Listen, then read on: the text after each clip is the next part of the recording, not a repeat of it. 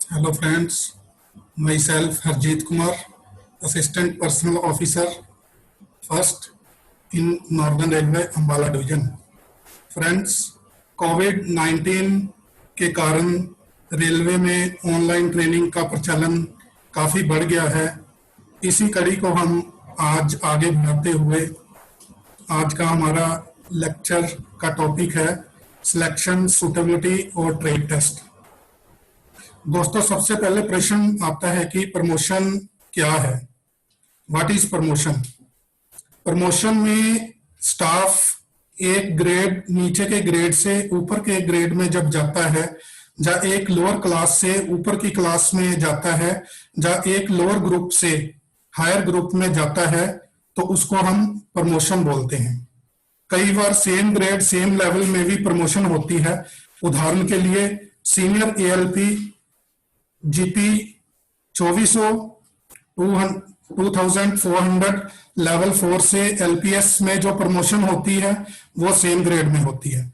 और इसी के साथ अन्य रनिंग कैटेगरीज में सीनियर एलपीएस 4200 लेवल 6 से एलपीजी में लेवल 6 में प्रमोशन होती है, और एलपीजी से एलपीपी और एलपीपी से एलपीएम, ऐसे ही दूसरी कई कैटेगरीज में भी सेम ग्रेड में प्रमोशन होती है। दोस्तों, सेकंड क्वेश्चन आता है कि प्रमोशन क्यों किया जाता है, कि क्यों जरूरी है प्रमोशन रेलवे स्टाफ के लिए। तो उसके लिए है, एक तो रेलवे स्टाफ के कैरियर प्रोग्रेसिव के लिए ये बहुत जरूरी है, क्योंकि खड़ा पानी एक जगह पे खड़ा पानी सड़ जाता है और बहता पानी ही सही होता है। इसीलिए अगर इनको स्टाफ को प्रमोशन मिलेगी तो वो बहाव के साथ ऊपर ऊपर बढ़ते बढ़ते ऊपर चले जाएंगे, और उससे उनका हौसला भी बढ़ता है और वो और अच्छी तरह से कार्य करते हैं। और सेकंड रीजन है कि जो हमारी सेफ्टी नॉन सेफ्टी की कैटेगरीज हैं, वैकेंसीज हैं, उन वैकेंसीज को भी हम प्रमोशन के थ्रू फिलअप करते हैं। कुछ रेलवे बोर्ड द्वारा कुछ कैटेगरीज में एवेन्यू ऑफ प्रमोशन कम है, तो उसके लिए रेलवे बोर्ड द्वारा एमएससीपी की स्कीम शुरू की गई है, ताकि स्टाफ को 10 साल 20 साल 30 साल के बाद उनको नेक्स्ट हायर ग्रेड में हायर लेवल में प्रमोशन मिल सके। पहले ये स्कीम एसीपी थी जो 1/10/99 से शुरू की गई थी। उसमें 12 और 24 साल के बाद नियुक्ति की तिथि से नेक्स्ट अपग्रेडेशन मिलता था, और इसको 1/9/2008 से एमएससीपी के रूप में तब्दील किया गया, modified assured career progressive scheme. इसमें 10 साल 20 साल और 30 साल के गैप के बाद स्टाफ को अगला प्रमोशनल ग्रेड अगले लेवल में उनको बेनिफिट दिया जाता है। दोस्तों, तीसरा प्रश्न आता है कि प्रमोशन करने के लिए हमारे पास क्या पॉलिसी होनी चाहिए, क्योंकि कुछ हमारे पास लिखित में प्रावधान होने चाहिए। उन्हीं प्रावधानों को हम देखते हुए स्टाफ का प्रमोशन कर सकते हैं।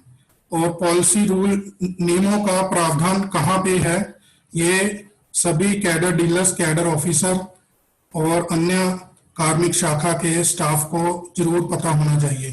प्रमोशन के लिए हमारे पास IREM वॉल्यूम 1 चैप्टर 2 जो है, इसका सेक्शन B, जिसमें पैरा 210 से 228 तक दिया गया है। इसमें नॉन गेस्टेड स्टाफ की promotion group C, group D से ग्रुप C और with in group C promotion के लिए वहां पे नियमों का पूर्ण रूप से प्रावधान किया गया है।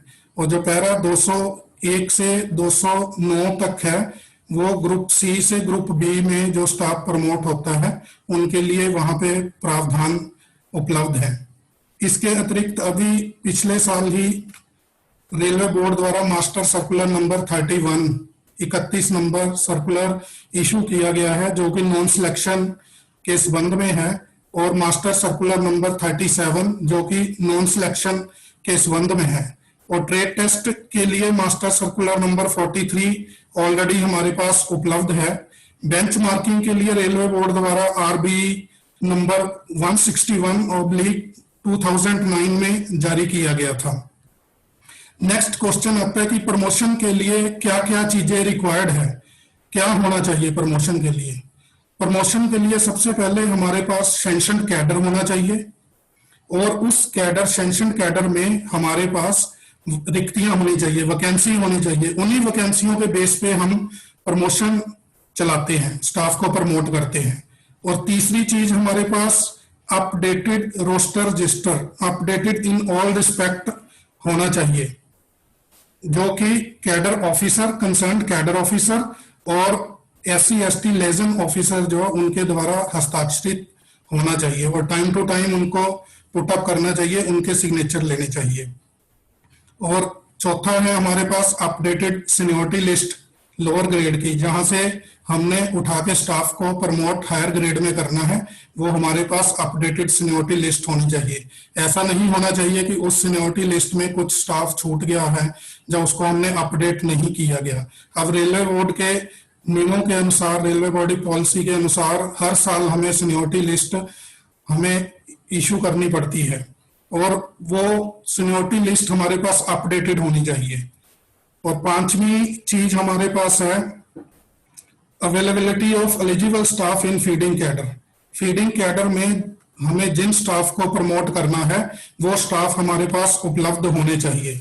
और छठी चीज है कि updated policy rule circular in promotion. Promotion के लिए हमारी प्रमोशन की फाइल में ये सारी पॉलिसी सर्कुलर हमारे पास उपलब्ध होने चाहिए, ताकि उनको देखते हुए, उनको पढ़ के हम स्टाफ की प्रमोशन के लिए केस प्रोसेस कर सके। नेक्स्ट क्वेश्चन आता है कि सिलेक्शन और नॉन सिलेक्शन पोस्ट क्या है, और इसको कौन डिक्लेयर करता है कि ये सिलेक्शन पोस्ट है या नॉन सिलेक्शन पोस्ट है। कोई भी पोस्ट सिलेक्शन या नॉन सिलेक्शन अपने आप नहीं होती, उसके लिए कॉम्पिटेंट अथॉरिटी जो है वो रेलवे बोर्ड है। केवल रेलवे बोर्ड ही किसी भी पोस्ट को, रेलवे में दो कैटेगरी की पोस्टें हैं, सिलेक्शन नॉन सिलेक्शन, और इनको डिक्लेयर कौन करता है? सिर्फ रेलवे बोर्ड के पास ही अथॉरिटी है जो कि उसको किसी भी पोस्ट को डिक्लेयर सिलेक्शन या नॉन सिलेक्शन कर सकता है। अगर इसको कन्वर्ट करना है तो वो भी रेलवे बोर्ड के पास ही अथॉरिटी है। किसी लोअर अथॉरिटी, जोनल लेवल पे या डिविजनल लेवल पे, GM, PHOD, DRM, ADRM, किसी के पास भी कोई अथॉरिटी नहीं है किसी भी पोस्ट को डिक्लेयर करने के लिए कि ये सिलेक्शन पोस्ट है या नॉन सिलेक्शन पोस्ट है। Only railway board has authority to declare any post whether it is selection post और नॉन सिलेक्शन पोस्ट। अब है कि सिलेक्शन पोस्ट क्या है और नॉन सिलेक्शन पोस्ट क्या है। नॉन सिलेक्शन पोस्ट वो पोस्ट है जिसको रेलवे बोर्ड द्वारा सिलेक्शन पोस्ट घोषित नहीं किया गया है। That posts which are not declared as selection post by railway board is called non selection post। अब सिलेक्शन पोस्ट क्या है? सिलेक्शन पोस्ट वो पोस्टें हैं, selection post are that post grades और classes which have been notified as such post shall be filled by the positive act of selection made by the selection board from amongst the staff eligible for selection। The positive act of selection shall consist of only written test to assess the professional ability of the candidates, for which reasonable advance notice should be sent to the candidates, except in cases of selection of promotion to post is about 10 to 12 categories है, जिसमें positive act of selection consist of written test भी होता है और उसमें viva या interview भी होती है। नेक्स्ट आता है कि सिलेक्शन लेट ना हो तो उसके लिए हमें क्या करना चाहिए। सिलेक्शन रेलवे बोर्ड द्वारा अक्सर देखा गया है कि कई प्रकार सिलेक्शन लेट हो जाती है, जो सिलेक्शन के लिए कैलेंडर इशू किया गया है उसके द्वारा नहीं होती। तो रेलवे बोर्ड द्वारा अच्छी तरह से गाइडलाइंस को टाइम टू टाइम इशू किया जाता है कि आप एक कैलेंडर ऑफ सिलेक्शन जारी करें, जो कि डिविजनल लेवल, वर्कशॉप लेवल और जोनल लेवल पे कैडर ऑफिसर को, हर कैडर ऑफिसर को जारी करना चाहिए, जब जारी किया जाता है, जारी किया भी जा रहा है, और इसकी एक कॉपी सिलेक्ट इशू होने के बाद इसकी एक कॉपी कंसर्न ब्रांच ऑफिसर को भी देनी चाहिए, ताकि वो अपने डिपार्टमेंट की सिलेक्शनों के बारे में उनको टाइम टू टाइम जानकारी मिलती रहे। अब कैलेंडर ऑफ सिलेक्शन में क्या क्या कॉलम्स होते हैं वो मैं आपको बता रहा हूं। सबसे पहले कैटेगरी ग्रेड होती है, उसके बाद date of issue of notification, फिर calling of service record, date of written test, date of holding interview viva, और date of submission of panel to competent authority, and last date of publishing issue of panel oblique select list. ये cadre concern cadre officer की responsibility है कि वो हर साल अपने cadre के बारे में सिलेक्शन कैलेंडर इशू करे, ताकि जो सिलेक्शनें हो रही है, सुटेबिलिटी हो रही है या ट्रेड टेस्ट हो रहा है, वो टाइम टू टाइम कंडक्ट हो सके और उसको time to time monitoring higher authorities द्वारा मॉनिटरिंग किया जा सके। नेक्स्ट आता है कि प्रमोशन के लिए रिक्तियों की गणना कैसे की जाती है। Assessment of vacancies. Assessment of vacancies her cadre के लिए हमें, जिसमें हम सिलेक्शन करवा रहे हैं या सूटेबिलिटी करा रहे हैं या ट्रेड टेस्ट करवा रहे हैं, उसके लिए सबसे पहले हमें असेसमेंट ऑफ वैकेंसीज करनी पड़ेगी, रिक्तियों की गणना करनी पड़ेगी। अब सबसे पहले पॉइंट आता है कि जो हमारे पास एग्जिस्टिंग कैडर में एग्जिस्टिंग वैकेंसी है, किसी भी कैडर की सेंशन स्ट्रेंथ होती है, सेंशन के बाद उसमें जो स्टाफ कार्यरत है वो ऑन रोल स्टाफ होता है, जो सेंशन स्ट्रेंथ में से ऑन रोल स्टाफ को माइनस किया जाता है तो वो वैकेंसी आ जाती है। उस वैकेंसी को हमें कम्युनिटी वाइज रिफ्लेक्ट करना है। अब इसके बाद आती है एंटीसिपेटेड वैकेंसी। एंटीसिपेटेड वैकेंसी में क्या क्या चीजें आती हैं। एक तो नॉर्मल वेस्टेज आता है, जो स्टाफ सुपरएनुएशन वगैरह पे रिटायर हो रहा है वो उसमें वैकेंसीज आएंगी। सिलेक्शन के लिए हमें 15 महीने की 15 मंथ्स की वैकेंसी एंटीसिपेटेड वैकेंसी लेनी है, और नॉन सिलेक्शन में हमें 1 साल की। पहले ये 6 मंथ थी, अभी पीछे रेलवे बोर्ड द्वारा इसमें अमेंडमेंट करके इसको 1 साल के लिए किया गया है कि हमने सूटेबिलिटी और ट्रेड टेस्ट के लिए 1 साल की वैकेंसी लेनी है। सिलेक्शन के लिए हमें 15 महीने की 15 मंथ्स की लेनी है, और एंटीसिपेटेड में नॉर्मल वेस्टेज और वॉलंटरी रिटायरमेंट रेजिग्नेशन जो likely to be accepted by competent authority, वो जो स्टाफ वॉलंटरी रिटायरमेंट ले रहा है, रेजिग्नेशन दे रहा है, उनकी वैकेंसियों को हमने उसमें काउंट करना है। हायर ग्रेड की वैकेंसीज इन्हें चैनल में जो हायर ग्रेड की वैकेंसी है उन वैकेंसीज को भी हमें उसमें सम्मिलित करना है। स्टाफ जो हमारा डेपुटेशन पे गया हुआ है, इसके अलावा जो हमारा स्टाफ एक्स कैडर पोस्टों पे एम्पैनल्ड हुआ है, और कुछ स्टाफ ने अपनी इंटर डिविजनल ट्रांसफर के लिए रिक्वेस्ट लगा रखी जिनकी एनओसी आ चुकी है और वो लाइकली टू बी स्पेयर्ड, थोड़े टाइम में उनको स्पेयर कर देंगे during consideration of selection suitability trade test, वो वाली भी हमें गणना उसमें एंटीसिपेटेड वैकेंसी में करनी है। और कुछ कोई न्यूली ड्यूरिंग कंसिडरेशन कोई न्यूली पोस्ट बन गई है, न्यूली पोस्ट क्रिएट हुई है, तो उस पोस्ट को भी हमें इसमें एंटीसिपेटेड वैकेंसी में हमें काउंट करना। इसमें एंटीसिपेटेड वैकेंसी की गणना करते समय हमें सबसे जरूरी जो चीज हमें अपने दिमाग में रखनी चाहिए डीलर कैडर सीओएस और कैडर ऑफिसर को, वो ये है कि जब हम असेसमेंट शीट या टॉप शीट भी जिसको बोलते हैं, किसी प्रमोशन के लिए असेसमेंट वैकेंसी करते समय असेसमेंट शीट टॉप शीट बनाते हैं, तो उसमें एक कॉलम होता है कि staff balance in previous panel और सिलेक्ट लिस्ट, कि जो पिछले सिलेक्ट लिस्ट या पैनल के टाइम पे स्टाफ जो प्रमोट हुआ था, उनमें से क्या कोई स्टाफ अभी बाकी है, उनमें से कुछ स्टाफ अभी प्रमोट ना हुआ, किसको कुछ पनिशमेंट चल रही हो, जब वो सिलेक्ट लिस्ट में पैनल पे आए उनको पनिशमेंट चल रही हो, तो उनको हमने अभी तक प्रमोट नहीं किया, तो ऐसे स्टाफ की हमें वहां पे असेसमेंट ऑफ वैकेंसी जो शीट बनाएंगे, जब हम टॉप शीट बनाएंगे, उस टॉप शीट में हमें ये स्पेसिफिकली मेंशन करना यस और नो। अगर कोई सारे पिछले पैनल पिछले सिलेक्ट लिस्ट के हमने सारे स्टाफ को प्रमोट कर दिया है, ऑलरेडी प्रमोट हो चुके हैं, तो वहां लिखना चाहिए। और अगर कुछ स्टाफ हमारे पीछे 2 4 स्टाफ 5 स्टाफ या कुछ नंबर ऑफ स्टाफ जितने भी है वो पीछे रहते हैं जिनको हमने प्रमोट अभी करना है, तो उनके लिए हमें वहां पे टॉप शीट में मेंशन करना पड़ेगा कि जो पिछले स्टाफ के हमारे जो है इतने स्टाफ को अभी हमने प्रमोट करना है। तो जो हमारी एग्जिस्टिंग वैकेंसी है प्लस एंटिसिपेटेड वैकेंसी को जोड़ करके उसमें से जो पिछले पैनल के लोग हमारे बैलेंस है जिनको भी प्रमोट करना वो उसमें से माइनस हो गए, और माइनस होने के बाद जो हमारे पास फिर नेट वैकेंसी निकल के आएगी, वो जो नेट वैकेंसी होगी उसी के ऊपर हमें सिलेक्शन सुटेबिलिटी और ट्रेड टेस्ट करवाना पड़ेगा। और इसीलिए मैं बता रहा हूं कि ये सबसे जरूरी मोस्ट इम्पोर्टेंट है कि पिछले पैनल के जो स्टाफ अभी प्रमोट होने हैं, जो बैलेंस रहते हैं या सारे बैलेंस हो गए, उसकी हमें सूचना, उसकी हमें जो रिटर्न में उसमें मेंशन टॉप शीट और जो हमारी असेसमेंट शीट है वैकेंसी असेसमेंट शीट उसमें हमें स्पेसिफिकली मेंशन करना पड़ेगा।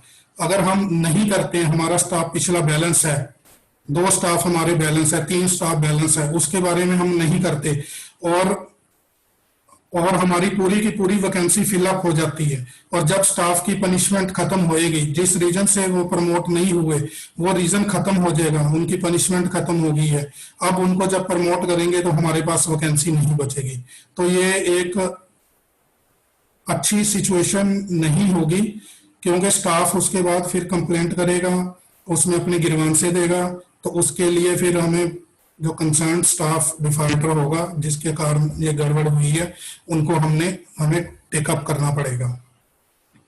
नेक्स्ट आता है हमारा, इससे पहले मैं बता दूं कि जो असेसमेंट शीट जो हम बनाते हैं या टॉप शीट बनाते हैं उसके ऊपर कंसर्न कैडर डीलर, सीओएस और आरपी सेल जो रिजर्वेशन वगैरह के रोस्टर वगैरह देखते हैं उनके द्वारा साइन होना चाहिए, और फिर कंसर्न पर्सनल ब्रांच के कैडर ऑफिसर जो कैडर देख रहे हैं उनके द्वारा हस्ताक्षरित होना चाहिए, और उसके बाद फाइल जो है ब्रांच अफसर के पास अप्रूवल के लिए उनकी सूचना के लिए जाती है।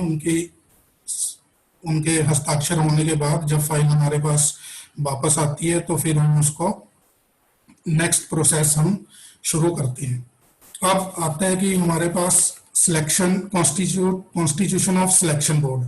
अब सिलेक्शन बोर्ड सिलेक्शन के लिए हमें सिलेक्शन बोर्ड की जरूरत है, तो वो बोर्ड में क्या क्या होना चाहिए, कौन कौन अधिकारी होने चाहिए, किस लेवल के होने चाहिए, उनको कौन नॉमिनेट करेगा, उन अधिकारियों उन मेंबर्स को कौन नॉमिनेट करेगा, कौन अथॉरिटी है, ये मैं आपको बता रहा हूं।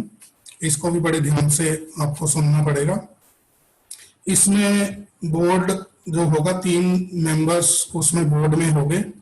एक मेंबर होगा जिसमें हमारे जिस डिपार्टमेंट के लिए सिलेक्शन हो रही है उस जिस डिपार्टमेंट के लिए सिलेक्शन हो रही है उस डिपार्टमेंट का एक अधिकारी उसमें होगा।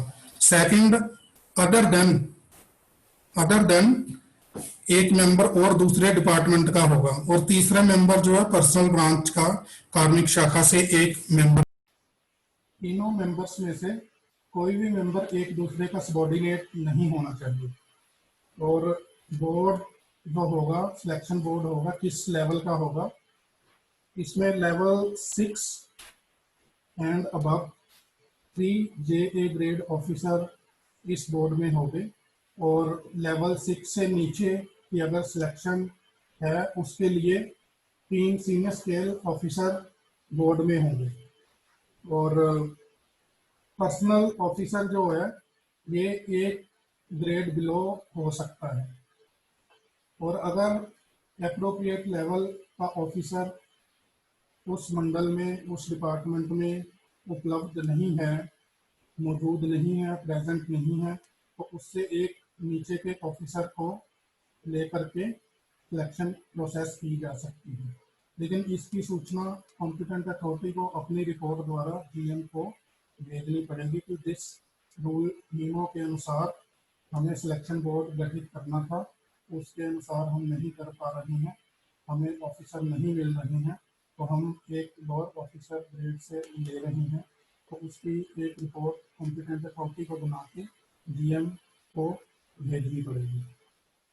इसमें एक ऑफिसर SC/ST कम्युनिटी से भी होना चाहिए, जो कि कंपलसरी है। कंपलसरी उन केसेस में है जहाँ पे वैकेंसीज जो है SC/ST कैंडिडेट्स के लिए होएगी, जहाँ जोन ऑफ कंसिडरेशन में SC/ST कैंडिडेट्स अवेलेबल होंगे या उनको कंसिडर किया जाएगा। अगर सारी वैकेंसीज अनरिजर्व है और जोन ऑफ कंसिडरेशन में भी सारे अनरिजर्व कैंडिडेट हैं, तो SC/ST मेंबर्स की उपलब्धता सिलेक्शन बोर्ड में कंपलसरी मैंडेटरी नहीं है। इसके अलावा अगर SC/ST मेंबर मंडल में उपलब्ध ना हो तो हमें सेंट्रल गवर्नमेंट या स्टेट गवर्नमेंट के दूसरे डिपार्टमेंट से भी ऑफिसर SC/ST कम्युनिटी का ऑफिसर ले सकते हैं। अगर सारे एफर्ट्स करने के बाद भी हमें SC/ST ऑफिसर उपलब्ध नहीं हो पा रहा है, तो सिलेक्शन की प्रोसीडिंग्स में जो SC/ST का लाइजन ऑफिसर होगा, लाइजन ऑफिसर की उसमें रिटर्न में रीजंस उसमें रिकॉर्ड करने पड़ेंगे और हमें सिलेक्शन को आगे बढ़ाना पड़ेगा। बिना SC/ST कम्युनिटी के मेंबर के ही हमें सिलेक्शन को आगे बढ़ाना पड़ेगा। अगर सिलेक्शन पर्सनल डिपार्टमेंट के लिए हो रही है तो उसमें 2 मेंबर पर्सनल ब्रांच के होंगे और तीसरा मेंबर जो दूसरे डिपार्टमेंट का हो सकता है। 3 मेंबरों में से एक मेंबर जो है वो पेपर सेटर होगा, जो कि पेपर बनाएगा, और दूसरा मेंबर जो है उसको एवेलुएट करेगा। तीसरा पर्सनल डिपार्टमेंट का जो मेंबर होगा वो पूरी सिलेक्शन में कोऑर्डिनेट करेगा। और जो पेपर सेटर और पेपर एवेलुएटर के लिए जो पूरा इंस्ट्रक्शंस है, जब उनकी नॉमिनेशन का लेटर उन्हें दिया जाता है तो उसके साथ पूरी की पूरी इंस्ट्रक्शंस कि कैसे कैसे उनको क्या क्या प्रिकॉशंस लेनी है वो सारी उनको उपलब्ध करवाई जाती हैं, ताकि पेपर बनाते समय या पेपर चेक करते समय कोई गलती ना हो, ताकि किसी गलती के कारण हमारी सिलेक्शन कैंसिल ना होनी पड़े, जिससे कि हमें एम्बैरेसिंग सिचुएशन का सामना करना पड़े। अब ये है कि अथॉरिटी कौन नॉमिनेट करती बोर्ड को, कौन कौन सिलेक्शन बोर्ड को कौन अथॉरिटी नॉमिनेट कर सकती है। हेडक्वार्टर लेवल पे GM PHOD selection board nominate कर सकते हैं, और डिविजनल लेवल पे DRM और ADRM सिलेक्शन बोर्ड को गठित कर सकते हैं, और वर्कशॉप लेवल में CWM अथॉरिटी है जो कि बोर्ड गठित कर सकती है, और दूसरी यूनिट्स में SCG एटलीस्ट SCG ऑफिसर होना चाहिए जो कि सिलेक्शन बोर्ड 3 अधिकारियों की कमेटी का बोर्ड मेंबर्स का गठित कर सकता है। अब नेक्स्ट क्वेश्चन आता है कि सिलेक्शन या नॉन सिलेक्शन के लिए कितने स्टाफ को हम कॉल कर सकते हैं। सिलेक्शन पोस्ट के लिए 3x फार्मूला है। 3x फार्मूला का मतलब है कि 3 time candidates, number of vacancies जितनी हमारी, अगर नंबर ऑफ वैकेंसी 10 है तो 3 टाइम्स 30 कैंडिडेट्स को हम कॉल कर सकते हैं। और नॉन सिलेक्शन सुपरविटरी ट्रेड टेस्ट में हमें 1 to 1 यानी कि सीनियरिटी के अनुसार हमें कैंडिडेट्स को कॉल करना पड़ेगा। अक्सर ऐसा देखा गया कि टेक्नीशियन कैटेगरीज में कुछ स्टाफ, क्योंकि वहाँ सीनियरिटी के अनुसार लेते तो कुछ स्टाफ जो है अपना प्रमोशन के लिए रिफ्यूजल दे देता है या अपनी अनविलिंगनेस दे देता है। तो इसको देखते हुए हमें एक एडिशनल लिस्ट, वेटिंग लिस्ट हमें तैयार करके रखनी चाहिए, ताकि अगर कोई स्टाफ अपना रिफ्यूजल देता है या अपना अनविलिंगनेस देता है तो हम उसी टाइम वहां से उठा के सीनियरिटी के अनुसार वहां से स्टाफ को उठा के सम्मिलित कर सकें और उनकी जो है सूटेबिलिटी सिलेक्शन या ट्रेड टेस्ट कंडक्ट करा सकें, ताकि हमारा टाइम वेस्ट ना हो।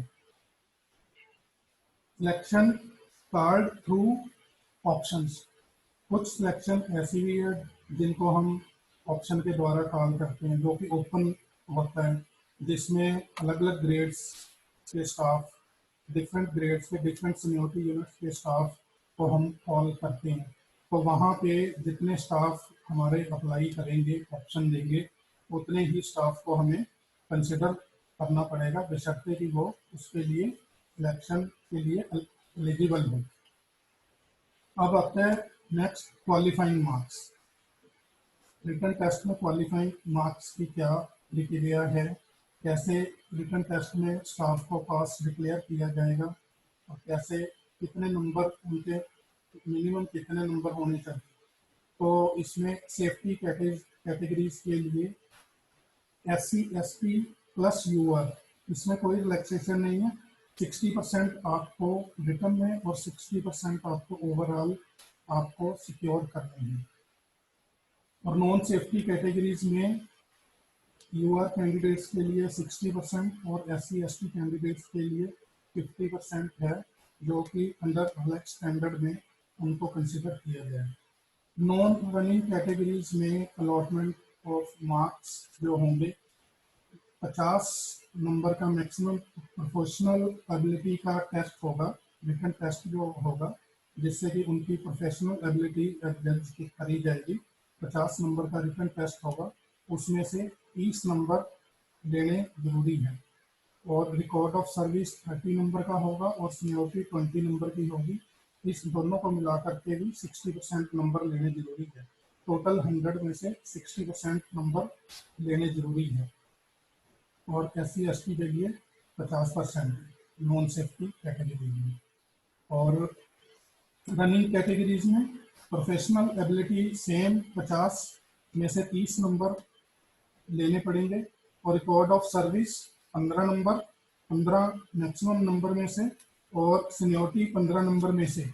और इसमें एडिशनल जो एप्टीट्यूड टेस्ट होता है कि जो कि कंपल्सरी होता है 20 नंबर का, इसमें जो पासिंग मार्क्स फिक्स किया गया वो RDSO मतलब द्वारा किया गया है। इसमें एप्टीट्यूड टेस्ट में पास होना जरूरी है। इसमें 100 में से 60% नंबर जरूरी है। इसमें प्रोफेशनल एबिलिटी में भी पास होना जरूरी है और एप्टीट्यूड में भी पास होना जरूरी है। और इसमें दोनों, क्योंकि रनिंग कैटेगरी भी सेफ्टी कैटेगरी है, इसमें SC ST के लिए कोई रिलैक्सेशन नहीं है, उनको भी 60% नंबर लेने पड़ेंगे। इसमें इसके बाद बेस्ट अमंग फेलियर स्कीम आती है।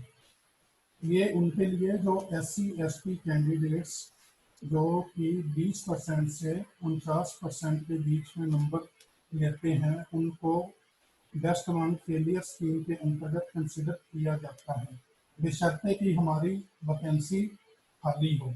जितनी हमने वैकेंसी नोटिफाई कर रखी हो, वहाँ पे हमें ऊपर SC ST member SC ST candidate staff हमें नहीं मिला है, हमें और कैंडिडेट चाहिए, तो हम बेस्ट अमंग फेलियर्स में से उठा सकते हैं।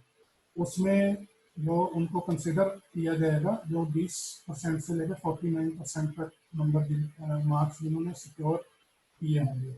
इसमें उनको जो है 6 महीने की उनको ट्रेनिंग पे पहले रखा जाएगा। उनकी वर्किंग को देखा जाता है कि वर्किंग सेटिंग, अगर उनकी 6 महीने के अंतर्गत वो उनकी वर्किंग सेटिस्फैक्ट्री होती है और जो उनका कंसर्न ऑफिसर है उसको सेटिस्फाई कर देता है कि ये 6 महीने का इनका जो कार्यकाल रहा है, इनका मतलब अच्छा रहा है, सेटिस्फाई रहा है, तो उनको ट्रेनिंग के बाद उनको जो है पैनल में इंक्लूड कर लिया जाता है। अब नेक्स्ट क्वेश्चन हमारे पास आता है कि जो पेनल्टीज वगैरह का प्रमोशन के ऊपर क्या इफेक्ट पड़ता है। पेनल्टी में क्या ड्यूरिंग पेनल्टी क्या हम स्टाफ को सिलेक्शन के लिए कॉल कर सकते हैं, और कॉल करने के बाद क्या पेनल्टी के दौरान उनको प्रमोट किया जा सकता है।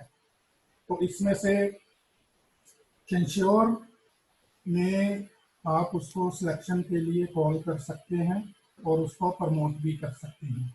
अगर WIP इंक्रीमेंट वगैरह अगर विद होल्डिंग ऑफ इंक्रीमेंट किया हुआ वेदर परमानेंटली और टेम्परेली, तो उसमें आप उसको सिलेक्शन के लिए कॉल कर सकते हैं, लेकिन आप उसको प्रमोट नहीं कर सकते। जब उनकी पनिशमेंट पूरी होएगी, कंप्लीट होएगी, उसके बाद ही उनको आप आफ्टर कंप्लीशन ऑफ पनिशमेंट आप उनको प्रमोट कर सकते हैं। पास पीपीओ का या कोई पेक्यूनरी लॉस वगैरह रेलवे कर्मचारी द्वारा किया गया है, उसका भी उनको कॉल करने या उसके बाद उनकी प्रमोशन के ऊपर कोई फर्क नहीं पड़ेगा, उनको कॉल भी कर सकते हैं, उनको प्रमोट भी कर सकते हैं। अगर रिडक्शन है, रिडक्शन इन एग्जिस्टिंग स्केल में इंक्रीमेंट उसका डाउन कर रखा है, तो आप उसको कॉल तो कर सकते हैं लेकिन प्रमोट नहीं कर सकते। प्रमोट आपको उसको करेंगे जब उसकी पनिशमेंट खत्म हो जाएगी। और रिडक्शन इन लोअर ग्रेड, अगर किसी को ऊपर के ग्रेड से नीचे के ग्रेड में रिडक्शन कर दिया है, तो उसको भी आप ना तो उसको आप सिलेक्शन के लिए कॉल करेंगे और ना ही उसको प्रमोट कर सकते हैं। रिडक्शन इन ग्रेड स्केल, उसमें भी आप उसको ना ही कॉल करेंगे ना ही प्रमोट करेंगे। अगर स्टॉपेज और प्रमोशन की पनिशमेंट दे रखी है, तो उसमें भी आप ना तो उसको कॉल करेंगे और ना ही आप उसको प्रमोट करेंगे। इसमें एक ये मैं बताना चाहूँगा कि अगर विद होल्डिंग ऑफ इंक्रीमेंट है, तो उसमें अगर स्टाफ को सपोज फरवरी में उसको इंक्रीमेंट हुई, उसका ड्यू इंक्रीमेंट जो लगना है जुलाई में लगना है, और उसको WIT की पनिशमेंट फरवरी में होगी, तो फरवरी में जब उसको पनिशमेंट होगी तो क्या उसको प्रमोट कर सकते हैं? क्योंकि उसकी पनिशमेंट जो है जुलाई से इफेक्ट हो रही है, तो at present he is free. वर्तमान में फरवरी में जब हम बंदों को प्रमोट कर रहे हैं, पनिशमेंट तो उसको होगी, NIP इशू होगी, लेकिन एक्चुअल पनिशमेंट उसको जो है अभी इम्प्लीमेंट नहीं हुई है। तो इन दैट केसेस स्टाफ को हम प्रमोट कर सकते हैं, और जो उसकी पनिशमेंट होएगी वो हम उसको हायर ग्रेड में उसको इम्प्लीमेंट, जिसमें उसकी प्रमोशन होएगी उस ग्रेड में उसकी पनिशमेंट को हम इम्प्लीमेंट करेंगे। नेक्स्ट हमारे पास आता है कि procedure to be adopted by selection board. Selection board द्वारा क्या प्रोसीजर अडॉप्ट किया जाता है? इसमें पेपर सेटर द्वारा पेपर तैयार किया जाता है, साथ ही क्वेश्चन पेपर की तैयार की जाती है। तो की का मतलब ये है कि उसके आंसर तैयार किए जाते हैं, और पूरा क्वेश्चन पेपर जो है अब ऑब्जेक्टिव टाइप रेलवे बोर्ड द्वारा, पहले तो था कि 45 से 55% तक ऑब्जेक्टिव टाइप होगा, बाकी सब्जेक्टिव टाइप होगा, लेकिन अब रेलवे बोर्ड के निर्देश ये हैं कि कोई भी रिटन एग्जाम होगा तो उसमें सारे के सारे क्वेश्चन ऑब्जेक्टिव टाइप के होंगे, और उसमें 1/3 नेगेटिव मार्किंग, अगर कोई गलत क्वेश्चन हो गया तो उसमें नेगेटिव मार्किंग होगी। एग्जाम खत्म होने के बाद आंसर शीट की कोडिंग करके सील्ड एनवेल्प में साथ 1 क्वेश्चन पेपर तथा आंसर शीट को लिफाफे में सील्ड करके कंसर्न एवेल्युएटर के पास भेजा जाता है। एवेल्युएटर उसको चेक करके, पेपर्स को चेक करके, जो कि उनको नॉमिनेशन के टाइम पे इंस्ट्रक्शन दे रखी थी, पर्सनल कार्मिक विभाग द्वारा उनको इंस्ट्रक्शन भेजी गई थी, उस इंस्ट्रक्शन को देखते हुए वो पेपर चेक करेंगे, और पेपर चेक करके पूरी उसमें जो है रिजल्ट बना के उनको मार्क्स वगैरह किसके कितने मार्क्स आए, जो कोड लगा होगा उस कोड के अनुसार, A कोड, B कोड, या जो भी कोड लगा हो उस कोड के आगे उस कैंडिडेट के मार्क्स लिख करके हमें वापस भेजेंगे। तो पर्सनल ब्रांच में जैसे रिजल्ट प्राप्त होएगा तो उसको हम डी कोड करेंगे, जो जिस कार्मिक शाखा के अधिकारी द्वारा कोडिंग की गई थी वही उसको डी कोड करेगा। डी कोड करने के बाद रिजल्ट हम जो है उसको कागजात को कैडर ऑफिसर को जो दे देंगे, जो कि मेंबर होगा। उसके बाद वो सारी प्रोसीडिंग्स वगैरह तैयार करते हुए, पूरी प्रोसीडिंग तैयार करते हुए उसमें नेक्स्ट कॉम्पिटेंट अथॉरिटी को पैनल या सिलेक्ट लिस्ट अप्रूवल के लिए भेजते हैं। तो कॉम्पिटेंट अथॉरिटी द्वारा उसको अप्रूवल के बाद वो हमारे पास वापस आता है, और फिर उसका रिजल्ट डिक्लेयर किया जाता है। रिजल्ट डिक्लेयर होने के बाद हम उसका रिजल्ट आउट करते हैं, और उसमें फिर जो है हम उसको प्रमोशन ऑर्डर इशू करते हैं। अब आता है सप्लीमेंट्री सिलेक्शन। सप्लीमेंट्री सिलेक्शन क्या है, क्यों की जाती है? सप्लीमेंट्री कोई भी सिलेक्शन हम करते हैं तो उसी की मेन नोटिफिकेशन में हम सप्लीमेंट्री एग्जाम का अगर प्रावधान है तो उसी में हम मेंशन कर देते हैं, 3 से 4 हफ्ते का टाइम देते हुए हमें उसमें नोटिफिकेशन में ही डेट फिक्स कर देते हैं, जिसमें 3 से 4 हफ्ते का टाइम दिया जाता है कि इसके बाद ये सप्लीमेंट्री सिलेक्शन होगी। सप्लीमेंट्री सिलेक्शन में कौन बैठते हैं? वैसे तो हमें पूर्ण मतलब ये हमें एफर्ट्स करने चाहिए कि जो कैंडिडेट्स कंसिडर कर रहे हैं, जो अप्लाई हो रहे हैं, उनको टाइमली स्पेयर कर दिया जाए ताकि वो सारे सिलेक्शन में सम्मिलित हो सकें और सिलेक्शन लेट ना हो। लेकिन फिर भी कई ऐसे सर्कमस्टांसेस आते हैं जिसमें कैंडिडेट कई बार अपीयर नहीं हो पाते। वो 3-4 ऐसे रीज़न है। इसमें एक तो है कि कैंडिडेट को सूचना नहीं मिलती है, कैंडिडेट को सूचना नहीं मिलती है कि एग्ज़ाम हो रहा है, वो अपीयर नहीं हो पाता। और सेकेंडली अगर कैंडिडेट कैंडिडेट के पास उसको उनके इंचार्ज द्वारा स्पेयर नहीं किया जाता है ड्यू टू एडमिनिस्ट्रेटिव रीजन, उसमें भी उसको सिलेक्शन सप्लीमेंट्री सिलेक्शन के लिए बुलाया जाएगा। तीसरा, अगर कोई कर्मचारी बीमार है, रेलवे शिप में है और रिटन टेस्ट उस टाइम सिलेक्शन में अपीयर नहीं हो पाता है तो उसको सप्लीमेंट्री सिलेक्शन के लिए कॉल किया जाएगा। तीन रीज़न है। अगर किसी को कोई सूचना नहीं मिली है तब सप्लीमेंट्री सिलेक्शन में उसको बुलाया जाएगा। अगर कोई रेलवे सिक है तो रेलवे सिक में वाले बंदे को जब वो रेलवे सिक के बाद आ जाता है तो उसमें सप्लीमेंट्री सिलेक्शन की अगर डेट है तो उसको कॉल किया जाता है। और एक है कि जिसको प्रशासन द्वारा टाइमली स्पेयर नहीं किया गया due to some administrative reasons, उसको बुलाया जाएगा। अब आता है कि क्या सेकंड सप्लीमेंट्री सिलेक्शन का भी कोई प्रावधान है? जी हाँ। सेकंड सप्लीमेंट्री सिलेक्शन बहुत ही रेयर केसेस में मेरिट्स के अनुसार करी जाती है, जिसके लिए भी प्रिंसिपल, सीपीओ और DRM are the only competent authority. उनकी पर्सनल अप्रूवल के बाद ही सेकंड सप्लीमेंट्री सिलेक्शन की जाती है, जो कि बहुत रेयर केसेस में होती है। अब डिले इन सिलेक्शन, अगर कोई सिलेक्शन 2 महीने डिले होती है तो उसकी सूचना हमें डीआरएम को उसकी सूचना में प्रस्तुत करनी पड़ेगी, उसमें रीजन बताने पड़ेगी किस रीजन से हो रही है। और अगर 2 महीने से ऊपर कोई हो रही है, सिलेक्शन डिले हो रही है, तो हमें रिपोर्ट जीएम आपको भेजनी पड़ेगी ताकि वो देख सके कि क्या रीज़न है, जेन्युइन रीज़न है और उसका कोई वे आउट वो निकाल सके अगर कोई ऐसी बात है तो। नेक्स्ट आता है कि प्रमोशन ऑफ स्टाफ। सारा कुछ हो गया, स्टाफ की प्रमोशन कैसे करेंगे? स्टाफ की प्रमोशन करने के लिए मिनिमम फीडिंग कैडर में उसकी 2 साल की नौकरी जरूरी है। 2 साल की नौकरी जो एक्चुअल प्रमोशन के टाइम पे जरूरी है, not at the time of consideration.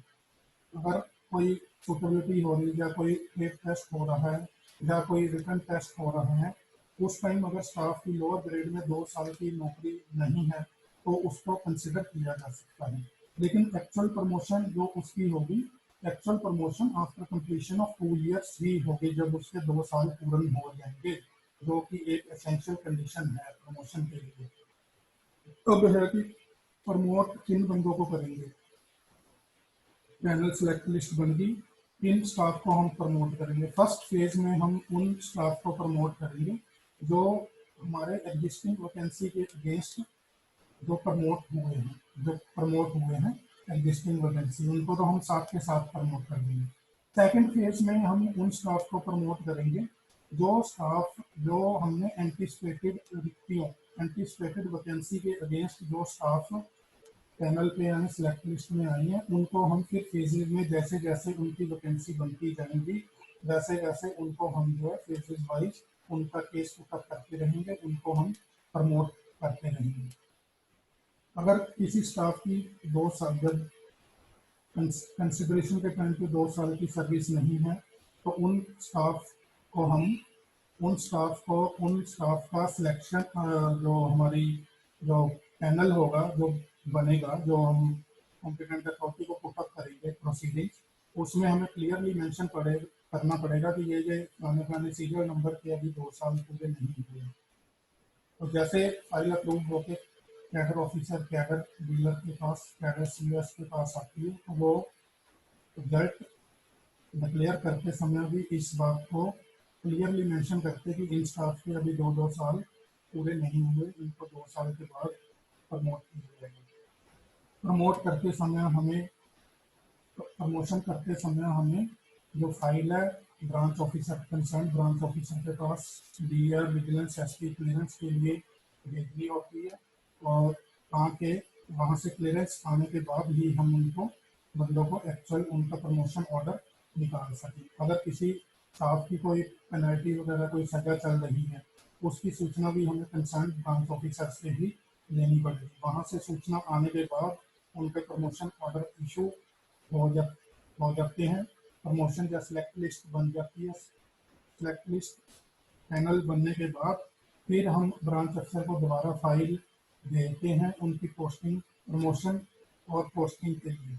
उनकी पोस्टिंग के लिए हम फाइल पुटअप करते हैं। उनकी पोस्टिंग ब्रांच अफसर अपनी वैकेंसीज के अनुसार जहाँ जहाँ जिस स्टेशन पे जहाँ जहाँ वैकेंसी हो वहाँ पे उनको पोस्ट कर देता है।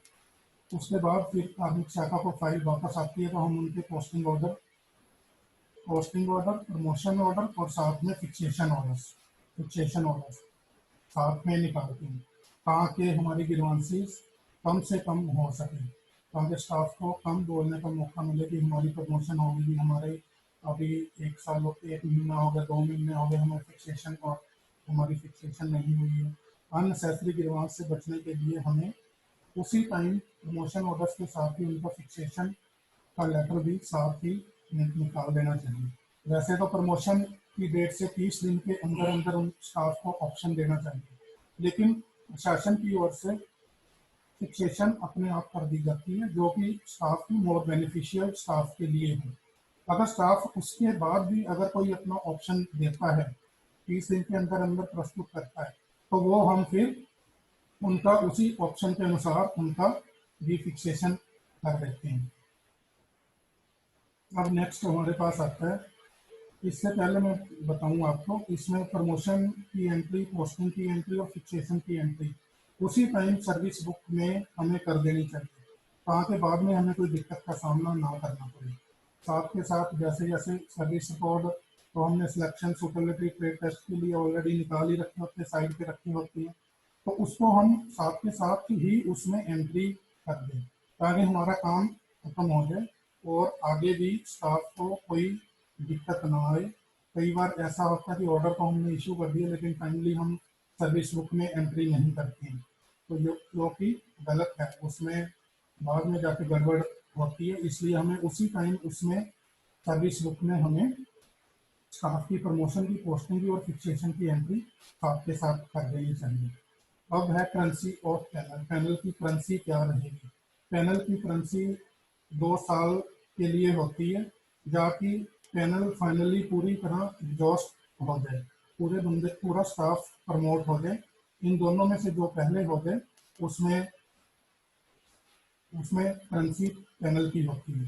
अब कई बार कई कोर्ट केसेस में कोर्ट स्टे ऑर्डर दे देती है, तो वो स्टे ऑर्डर का जो पीरियड होगा वो 2 साल के इस पीरियड में से कम कर दिया जाएगा, उसको काउंट नहीं किया जाएगा इसमें। और कई बार जो हमने पैनल निकाला या सिलेक्ट लिस्ट निकाली है, उसमें स्टाफ रिप्रेजेंटेशन अपनी प्रस्तुत करते हैं, उसके पैनल के अगेंस्ट में किसी की कोई रिक्वेस्ट है, किसी को कंसिडर नहीं किया गया, तो वो स्टाफ 2 महीने के अंदर अंदर अपनी रिप्रेजेंटेशन प्रशासन को कंसिडरेशन के लिए दे सकते हैं। उनको एग्जामिन किया जाएगा और एग्जामिन करने के बाद अगर कुछ जेन्युइन होगा तो उसमें अग्रिम कार्रवाई की जाएगी। इसके अतिरिक्त प्रशासन अपने डिस्क्रिशनरी पावर से भी, अगर उनको जिस अथॉरिटी ने पैनल, सिलेक्ट लिस्ट वगैरह अप्रूव्ड करी है, उनको लगता है कि इसमें कोई इरेगुलरिटी वगैरह रह गई है पैनल में, सिलेक्ट लिस्ट में, तो वह अपने लेवल पे ही वो अथॉरिटी जिसने पैनल अप्रूव किया या नेक्स्ट उससे ऊपर की कोई भी अथॉरिटी उनको मंगवा के उसमें अमेंडमेंट जो कि मेरिट्स के अनुसार उसमें अमेंडमेंट कर सकते हैं। अब प्रमोशन हो गई है।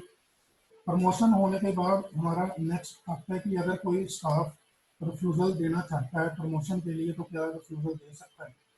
तो इसमें ये है कि अगर किसी स्टाफ का प्रमोशन अन्य स्टेशन के ऊपर होता है, प्रमोशन के साथ साथ उनका ट्रांसफर भी होता है अन्य स्टेशन पे, तो कई बार स्टाफ की डोमेस्टिक प्रॉब्लम होती है, कई तरह की घरेलू परेशानियों के कारण स्टाफ उस टाइम नहीं जाना चाहता है, तो स्टाफ अपना 1 साल के लिए रिफ्यूजल लिख के कॉम्पिटेंट अथॉरिटी को दे सकता है।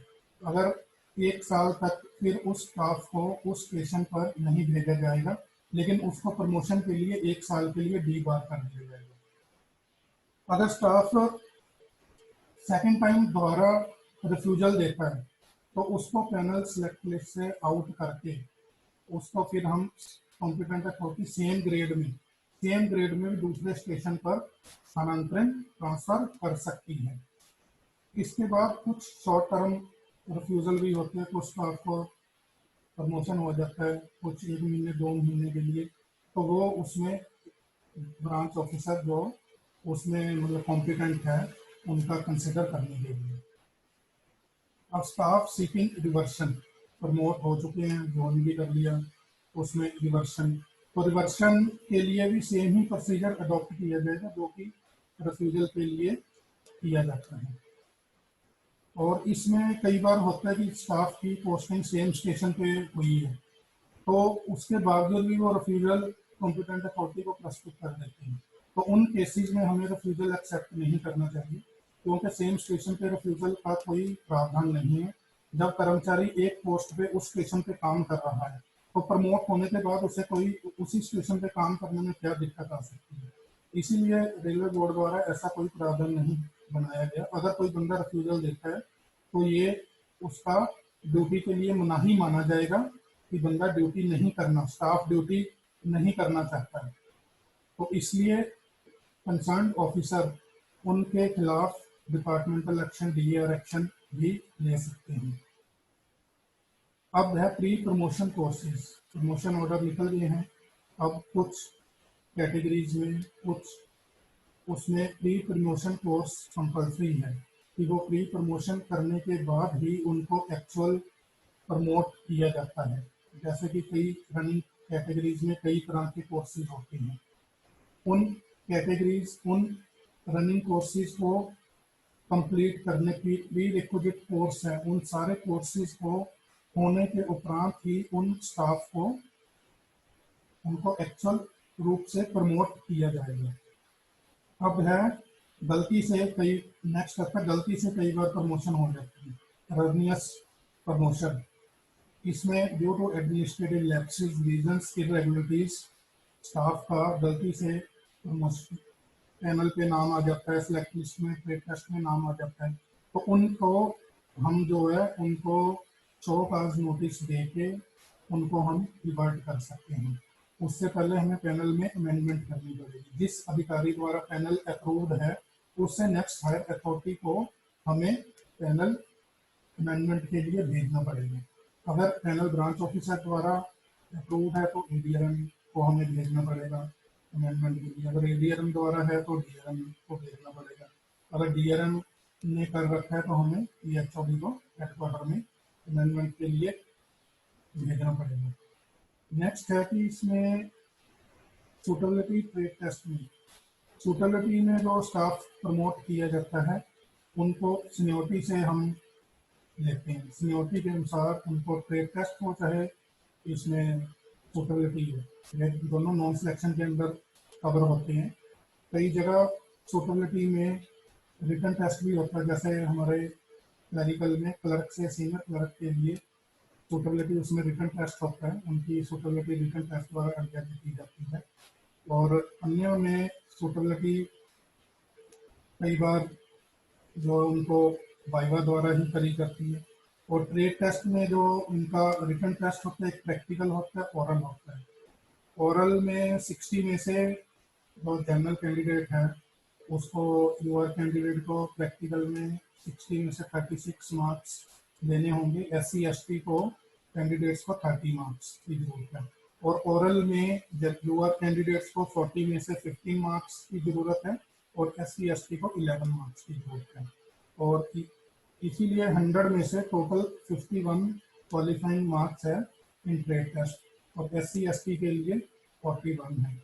अगर ये ट्रेड टेस्ट और सेफ्टी कैटेगरीज के लिए है तो उसमें SC ST को कोई रिलैक्सेशन नहीं है, उसमें आपको पूर्ण मार्क्स जो है इसमें आपको लेने ही पड़ेंगे। और कुछ हमारा स्टाफ जो प्रोजेक्ट्स में काम कर रहा है, प्रोजेक्ट में उनका लियन हमारे पास है, उनकी नोटी वगैरह सारा कुछ हमारे पास है, लेकिन वर्किंग वो कंस्ट्रक्शन आरी वगैरह में वहाँ पे कर रहे हैं। तो उनको अगर वहाँ पे उनका ऑलरेडी ट्रेड टेस्ट वहाँ पे कंडक्ट हो गया है और उनका इधर नाम अपनी पेरेंट डिपार्टमेंट में सीओटी लिस्ट में अगर उनका नाम आ रहा है तो उनको बिना ट्रेड टेस्ट दोबारा कंडक्ट किए उनको अपने, अगर वो वापस आते हैं वहाँ से कंस्ट्रक्शन आरी वगैरह से वापस आते हैं तो उनको बिना ट्रेड टेस्ट लिए ही उनको अपने डिपार्टमेंट में प्रमोट किया जाएगा। लेकिन इसके लिए एक कंडीशन है कि जिस ट्रेड का स्टाफ है उसी ट्रेड में उसका वहाँ कंस्ट्रक्शन या आरी में ट्रेड टेस्ट पास होना चाहिए। अगर पेंटर है तो वहाँ पेंटर का होना चाहिए, अगर वेल्डर है तो वेल्डर का होना चाहिए, कारपेंटर है तो कारपेंटर का होना चाहिए। तो ये जब वापस आएंगे तो उनको वहाँ प्रमोट किया जा सकता है।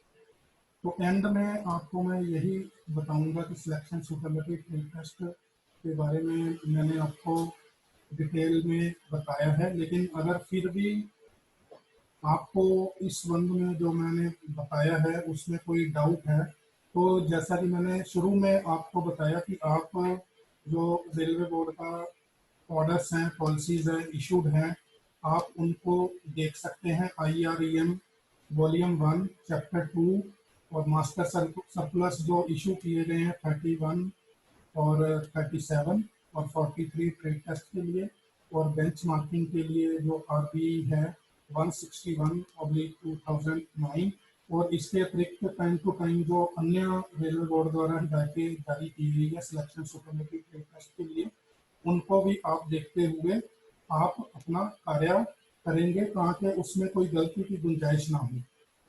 इसके साथ ही मैं आपसे